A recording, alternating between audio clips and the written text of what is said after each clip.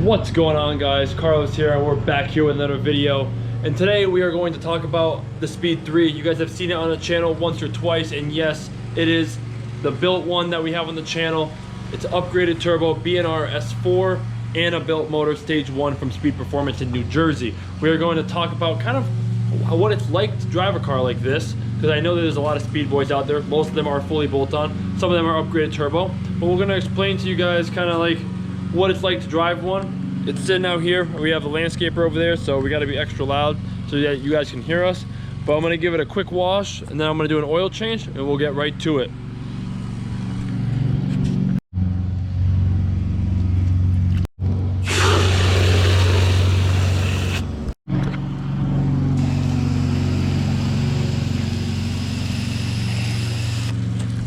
We got the crappy foam cannon today. Got to do what you got to do.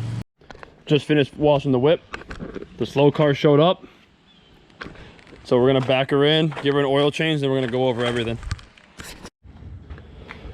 So we're letting the speed drain. It's almost done. Just to let you guys know, this is my go-to Rotella T6. People say to run the 5W20, but I run the 5W40 because I can personally never find the 5W20, and I don't really care enough to look for it. So I use this. Normal oil changes for speeds are like just under 5 quarts. This car takes about 6, so I'll start with 5, and then I'll just add and add and add, because the balance shaft delete and everything like that, and the built motor, it does take a little bit more oil. But yeah, Rotella T6, some people say it's not even worth it anymore because Shell has actually done a couple of reformulas. You know, they changed the formulas up, so it's basically like not what it used to be, but I still use it just because that's what I was told to do. But yeah, if anyone is out there wanting to, you know, try different types of oils, I would definitely recommend T6. So we're letting the speed drain. It's almost done. Just to let you guys know, this is my go-to Rotella T6. People say to run the 5W20, but I run the 5W40 because I can personally never find the 5W20, and I don't really care enough to look for it. So I use this. Normal oil changes for speeds are like just under 5 quarts. This car takes about 6, so I'll start with 5, and then I'll just add and add and add, because the balance shaft delete and everything like that, and the built motor, it does take a little bit more oil. But yeah, Rotella T6, some people say it's not even worth it anymore because Shell has actually done a couple of reformulas. You know, they changed the formulas up, so it's basically like not what it used to be, but I still use it just because that's what I was told to do. But yeah, if anyone is out there wanting to, you know, try different types of oils, I would definitely recommend T6. All set, oil change done, car wash done. So now let's go drive it, get some coal all over it. But before I drive it, I have a list right here, and I will kind of let you know what is done to the speed. Obviously, motor-wise, I have not done anything. The only thing that I've personally done to the car is the RPF ones and a new set of tires, the front grille, repainted the fog light housings, wrapped the roof, put a carbon fiber scoop on it, and then I did the tune through Freak Tune. I did a 93 tune and an E85 tune, which is actually E25 because it is a mix. But just to, I'll put this down in the description below anyways, but just to put a couple little things. It is a Speed Performance Stage 1 long block. It's a BNR Stage 4 turbo with a 3.5-inch inlet, internal wastegate delete, and then it's a 44mm external wastegate, and it's all custom tubing all the way out. It's Cobb front mount intercooler, and it's Cobb full exhaust, and then a bunch of CPE transmission motor mounts, and etc. I'll put the whole list. As you guys can see, it is pretty long, and I'll put it down below. If you guys have any questions, just reach out. We'll take you for a little ride in it, kind of talk about the car, and show you what it can do. So as you guys can tell, I don't know if you can tell on video, but the car shakes a lot. If you look in the mirrors, you can see that it shakes. Yeah, that is just, if I give it a little rev, you can probably hear that right there, all the plastic shaking. So that is when the car is stopped. The moment I take off, it does go away. It does have very aggressive motor mounts, and it has the balance shaft delete.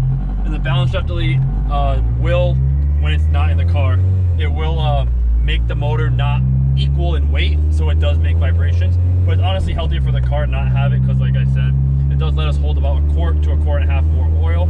So for the turbo, obviously it's a good thing. But just to show you guys a little bit of action on it. If I drop down second, I'll probably blow the tires off.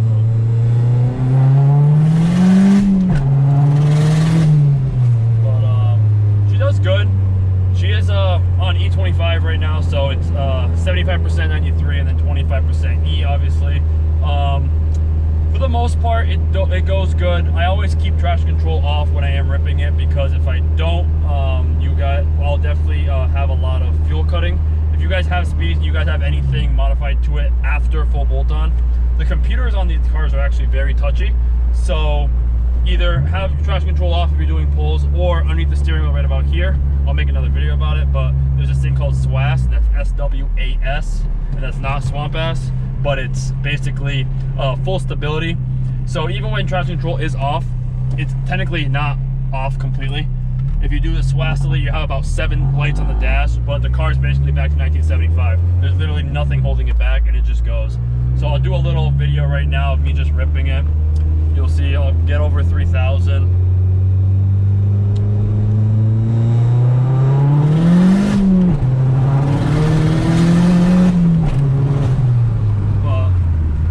You can see that on camera, but that was a good amount of speed. But overall, it drives good. It has a short throw, so everything's done with it. It does have a ACT aftermarket clutch. I don't know if it's a 6-puck or not, but I know it's like a stage 3 at least aftermarket. I can look at the list to make sure. But overall, the car drives great.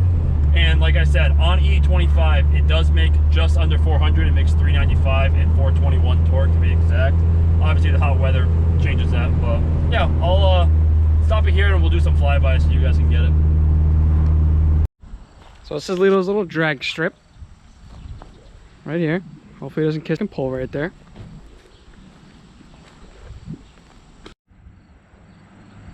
So Carlos is gonna do a little pull on the Speed 3. We're gonna see what sonic booms look like.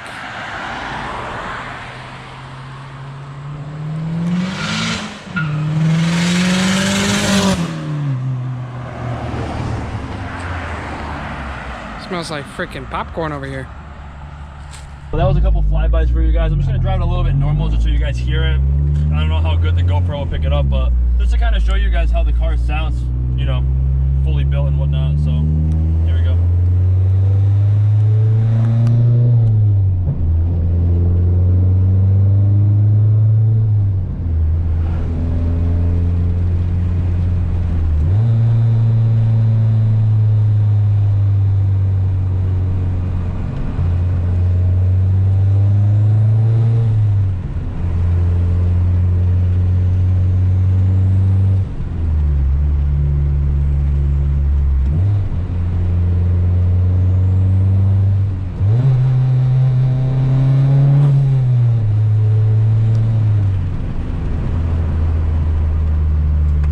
Driver, the car actually drives really well. Besides like the shaking and the clutch, obviously if you don't like to have a heavy clutch, but besides that, the car is completely dailyable. I've had probably about 5 or 6 of my friends drive it, and they've all said it's completely dailyable, especially if you want a faster street car. And it has the space in the back. It's a great grocery getter, but no, it does a great job. So yeah, that pretty much is all I got to say about it. But you'll be seeing this car more on the channel. There's not much that I want to do to it, maybe a couple more cosmetics, but stay tuned for the speed. Stay tuned for the Type R, and stay tuned for the Z. The motor is coming soon. As of right now, once I get the motor is when stuff will start rolling. But the motor's about 4 months back order once I order it. I looked at it yesterday. So for example, if I ordered it today, it wouldn't be here till almost the beginning of December. So I'm not ready to order it yet. So if I wait another couple months, we probably won't see it till like February. So stay tuned. We have the Z, we have the Type R.